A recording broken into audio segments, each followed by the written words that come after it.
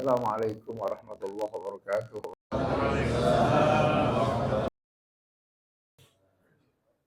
Alhamdulillah, wassalatu wassalamu ala rasulillah wa ala alihi wa ashabihi wa man tabi'ahu dah. Amma ba'd. Kok hilang? Berisi.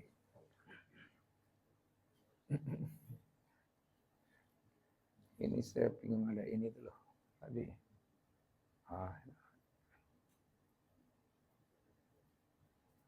Bagian atas bawah ya.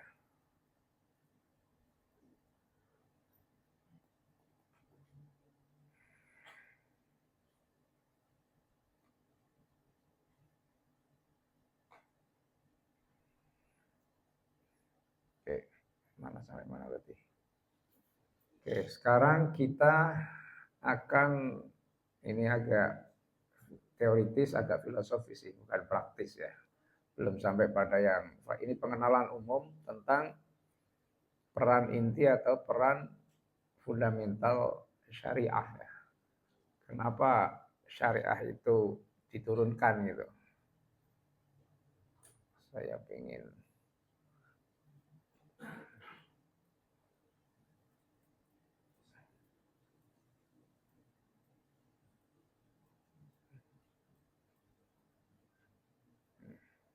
Oke. Kemarin sudah kita jelaskan makna syariah ya. Syariah satu berarti jalan atau thariqah. Thariqah jalan yang merupakan bimbingan langsung dari Tuhan ya. Dari Allah Subhanahu wa taala.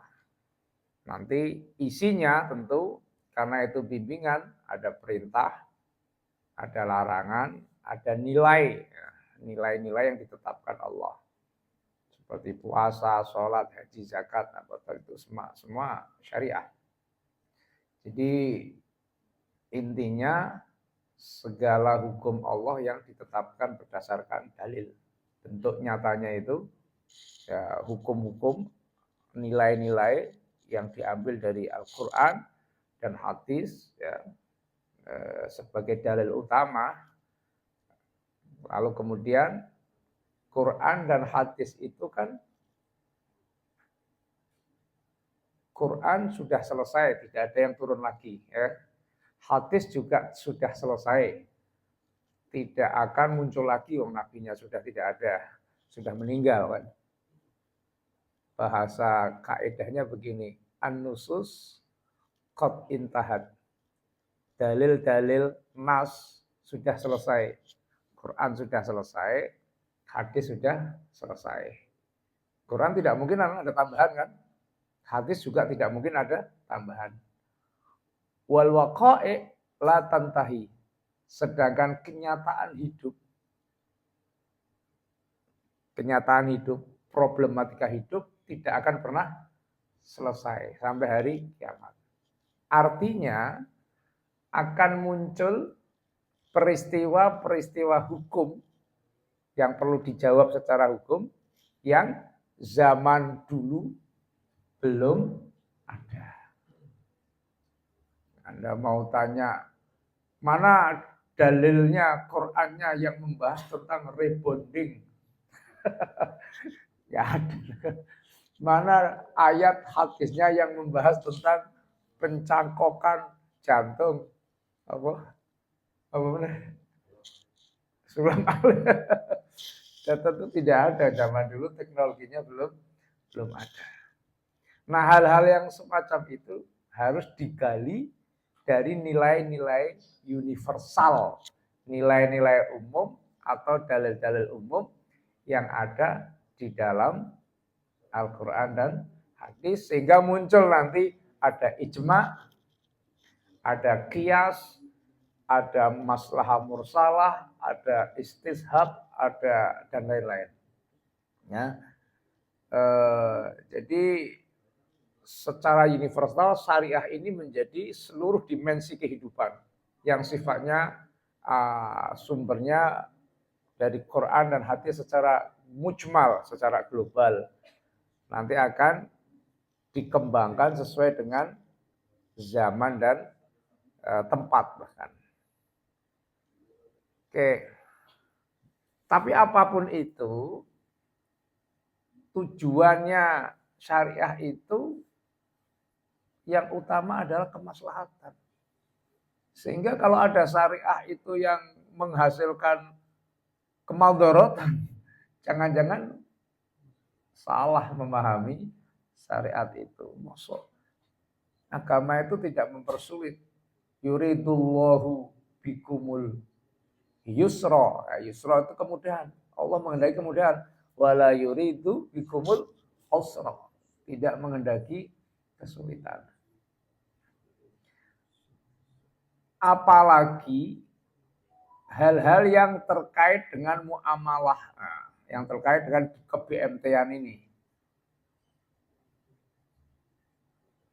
Bahkan sering saya sampaikan, al-aslu fil muamalah al-ibahah. Al-aslu fil muamalah fi uqudin wa syurutin al-ibahah. Pada dasarnya segala transaksi muamalah ini di BMT ini pada dasarnya semuanya itu Anda mau mensyaratkan apa, mau melakukan transaksi apa, pada dasarnya boleh. Kecuali yang sudah jelas dilarang oleh dalil. Maisir, riba. Nah, tapi kalau Anda mau bikin fitur-fitur, ada yang disebut dengan Sakura, ada yang disebut dengan Idul Fitri, Sahara. Golek dalile ya ora ono betul. Sahara ki dalile apa? Ya ora ono dalil Sahara. Simpanan hari raya. Nah, terus haram apa tidak? Boleh apa tidak? Ya lihat teknisnya, isinya ada yang bertentangan. Nah, begitu. Nah, prinsipnya adalah kemaslahatannya. Nah, coba apa peran fundamental syariah? Ini menurut Asy-Syatibi, hadhihi asy-syari'ah wudi'at litahqiqi maqasidi syari' fi qiyami masalihihim fid dini wad dunya ma'an. Bahwa syariat Islam itu dibentuk, diciptakan untuk merealisasikan maksud-maksud Tuhan. Syariat itu Allah. Maksud-maksud Allah di dalam membangun kemaslahatan mereka. Kemaslahatan manusia. Fid dunia, fid dini, wa dunia ma'an. Di dalam urusan agama maupun urusan dunia. Ini masih teori umum ya. Belum masuk kepada nanti akad-akad. Nah, lakinna na'ni bil maslahah al-muhafadhah ala maqsudi syar'i. Yang dimaksud dengan maslahat, kan tadi saya sampaikan syariat itu tujuannya untuk mewujudkan apa? Kemaslahatan. Yang dimaksud kemaslahatan itu apa? Bukan seenaknya ngomong aja kemaslahatan, tapi sebetulnya kemadharatan. Apa yang dimaksud kemaslahatan? Yang dimaksud maslahah itu adalah al-muhafadzah ala maqsudi syar'i, menjaga tujuan syariat, yaitu wa maqsudu syar'i, dan tujuan syariat itu adalah wa maqsudu syar'i minal khalqi, tujuan syariat dari makhluknya itu ada 5, khamsatun. Wa huwa ayyahfadha alaihim dinahum, ya, wa nufusahum wa aqlahum wa naslahum wa malahum.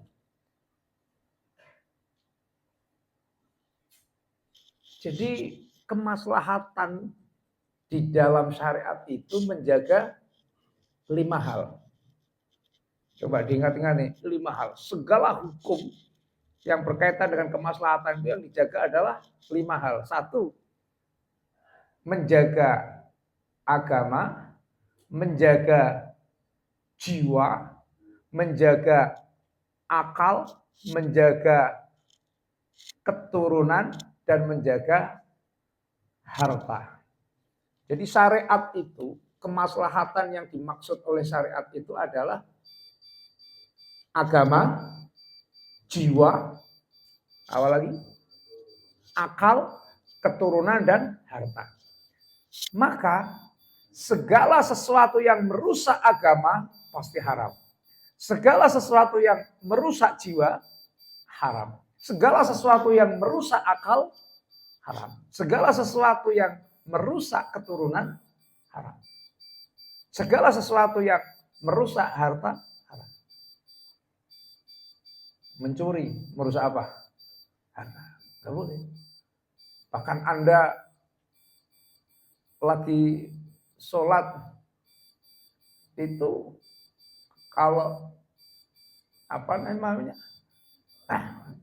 tiba-tiba barangnya mau diambil orang ya dibatalkan, dideloknya. Nggak apa-apa, artinya nggak apa-apa. Kecuali Anda sudah tingkat keimanannya, benlah jubuk-jubukan masyarakat Baliode wali. Ya, tapi harta itu harus dilindungi. Makanya di dalam transaksi baitul mal itu tidak boleh ada kezaliman, ketidakpastian itu dalam rangka menjaga apa? Mal, menjaga harta. Jadi agama, jiwa, akal, minuman keras itu merusak akal. Nasal, keturunan, nggak boleh melakukan perbuatan yang menjadi rusaknya keturunan. Jangan sampai ada anak lahir bin rombongan, bin rame-rame, kan nggak jelas itu rusak. Ayo, bapaknya siapa? Rombongan. Ada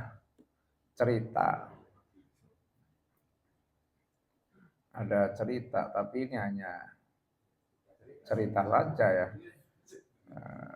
Tidak bermaksud apa-apa, hanya cerita bener orang, cerita wong ketebus lah. Kenapa kok polisi itu sering minta uang sama supir ya? Karena supir itu nek ono susu mampir. Jadi banyak supir itu transit di tempat-tempat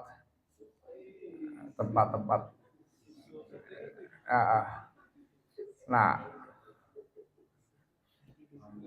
carry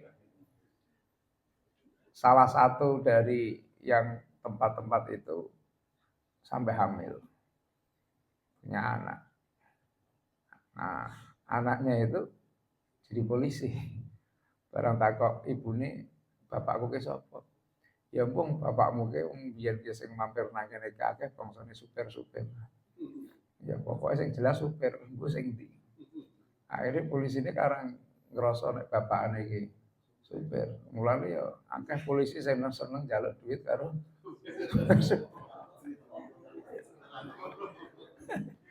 tapi ini cuma orang cerita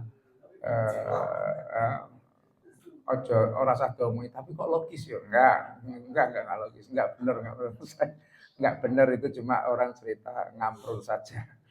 Ya, ada orang cerita di jalan gitu guyon, enggak serius. Nah, yang jelas menjaga nasl ya, penting menjaga nasl. Apa namanya? Fakulu ma yatadhammanu hifdha hadhil usulil khamsah fahuwa maslahah. Segala sesuatu yang mencakup menjaga 5 hal ini, agama, jiwa, akal, keturunan dan harta, maka itu masuk kategori maslahah. Wa kullu ma yafutu hadhil usul fahuwa mafsadah. Sebaliknya segala sesuatu yang bisa mengganggu kelima hal ini, maka itu disebut apa? Mafsadah. Jadi lawan katanya maslahah apa? Mafsadah. Jadi agama itu untuk kemaslahatan, bukan untuk kemafsadatan. Jadi kalau Anda menjalankan agama tapi menghasilkan mafsadah, itu perlu dikaji ulang. Ini benar enggak masa agama nyuruh begini? Kalau misalkan Anda tiba-tiba ada orang ngeprui orang Islam kok nyopet dompete pendeta, kok dianggap benar? Masa Kan itu akhirnya pendeta langsung geger, atau kamu tiba-tiba datang ke gereja diobrak-abrik, kan mesti geger tuh rame. Toh, jadi kacau kan. Terus atas nama apa? Agama. Masa agama menghasilkan kekacauan? Apakah benar itu? Dengan anggapan ini kan apa non muslim, lalu kamu ngamuk di gereja, sweeping, apakah itu ketika bulan puasa kamu dengan seenaknya sweeping di warung-warung, suruh bubar semua sehingga geger, padahal yang jual warung itu dia juga harus bertanggung jawab terhadap nafkah keluarganya. Kok tiba-tiba diobrak-abrik? Apakah benar ini atas nama agama? Ini kemaslahatan. Ya meskipun itu nanti bisa diperdebatkan. Larangan jual beli itu kan adanya kalau sholat Jumat ya. Nggak ada larangan jual beli di bulan Ramadan, kan nggak ada. Ini harus didudukkan persoalan. Larangan jual beli itu adanya kapan? Tidak apa ya, faidaku apa namanya? Wa idza ra'au tijaratan aw lahwanin faddu ilaiha wa tarakuka qa'iman. Ya. Kalau itu kan konteksnya sholat Jumat.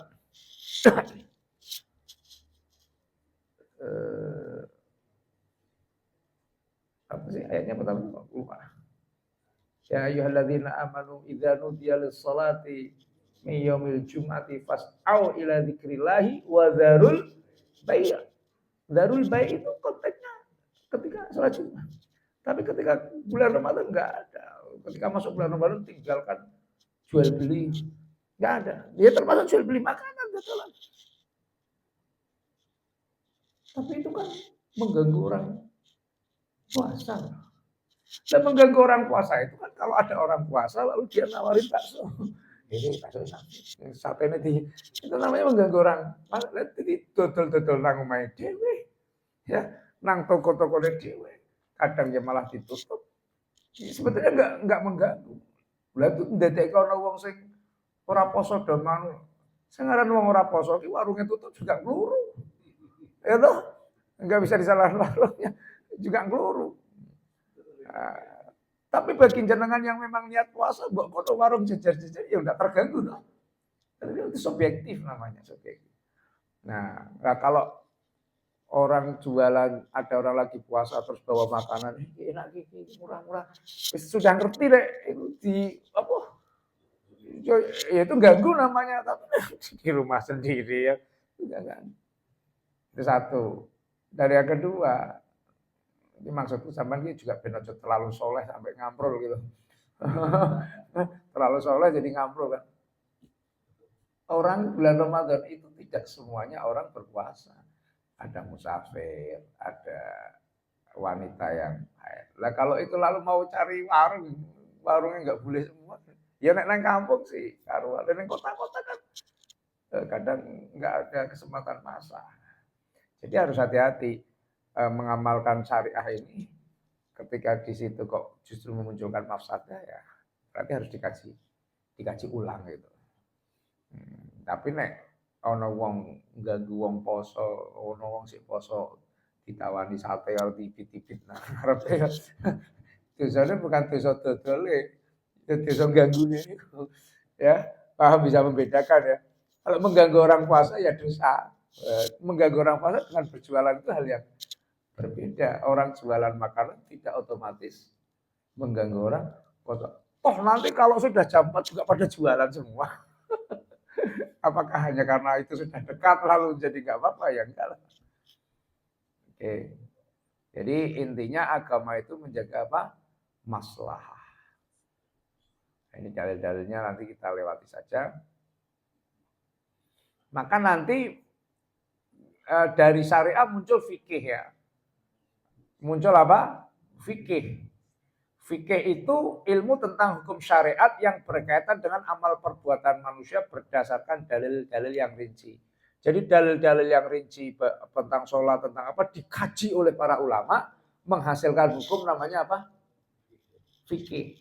Nah, yang perlu Anda pahami ini, yang sering jarang dipahami juga oleh masyarakat, fikih itu hukum yang dihasilkan oleh kajian para ulama terhadap dalil. Dalil itu apa? Yaitu tadi Quran dan hadis. Lalu dikaji oleh para ulama melalui bla bla bla termasuk ijma, qiyas dan lain-lain. Nah, coba Anda bayangkan. Quran itu firman Allah. Ini akan dipahami oleh manusia. Kira-kira sekian banyak yang ingin memahami itu pasti sama hasilnya apa tidak? Ya pasti tidak. Wong sampean itu memahami perintah dari ketua BMT saja kadang-kadang pahami beda-beda. Padahal firman manusia dipahami oleh manusia saja beda-beda. Kita itu kan sering menerjemahkan instruksi kan. Perintahnya suruh gini. Pahamnya itu beda-beda. Apalagi ini yang perintah Allah yang memahami manusia. Maka bisa menghasilkan pemahaman yang berbeda-beda. Dari Imam Syafi'i, ya jeneng senggolan kulit kiyo, ya kemek-kemek. Dari imamnya, bukan itu maksudnya itu ini zina, apa zina, apa, hubungan suami istri, cuma diperhalus dengan menyentuh. Gitu. Itulah perbedaan pemahaman. Maka nanti fikih itu akan menghasilkan keputusan-keputusan hukum yang berbeda-beda. Jangan kaget. Jare kae batal, jare kae ke ora, jare kae kudune koke, jare kae kok itu jare kae halal, jare kae kok haram. Itu biasa dalam fikih itu. Nah, nanti fikih itu secara garis besar itu dibagi dua. Ada fikih ibadah yang berkaitan dengan hubungan langsung kita kepada Tuhan, ada fikih namanya fikih muamalah. Fikih muamalah itu yang mengatur alaqatul mukallaf bi ghairihi. Hubungan kita sebagai orang mukallaf dengan mukallaf yang lain. Semua yang mengatur hubungan antar manusia ya namanya apa? Muamalah. Nah, cuma ada yang nanti di dalam muamalah ada bagian-bagiannya lagi.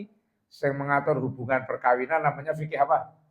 Munakahat. Hubungan kewarisan nanti namanya fikih mawaris. Lah hubungan yang transaksional, yang keuangan itu biasanya itu yang disebut dengan muamalah atau buyut. Jadi ada yang fikih itu ada yang membagi banyak.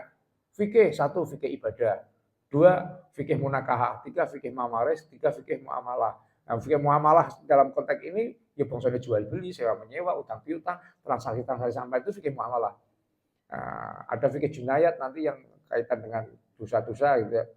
Tapi ada juga yang memasukkan munakahat, mawaris dalam rumah fikih muamalah karena munakahat itu kan hubungan manusia dengan manusia kan bukan manusia dengan malaikat kan nikah apalagi manusia dengan mimpi enggak ada. Itu jelas enggak ada. Nah, kita nanti akan berbicara tentang lebih banyak di sini akan berbicara tentang yang kedua ini. Fikih apa? Fikih muamalah. Nah, muamalahnya dispesifikkan lagi dari muamalah yang tadi. Muamalah yang terkait dengan pernikahan namanya kan munakahat.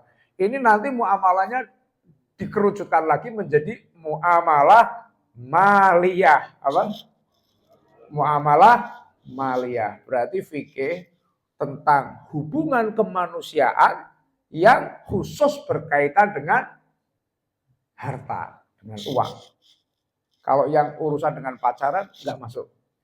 Di bidang muamalah maliyah itu muamalahnya muamalah munakahat. Ya. Nah, nanti kita akan sedikit demi sedikit masuk, nanti minggu depan akan masuk bagaimana pandangan Islam terhadap fikih muamalah maliyah, sejauh mana pentingnya. Ini sudah mulai masuk fikih muamalah ya. Jadi ini teori umumnya seperti itu. Awas, pertama, ingat-ingat.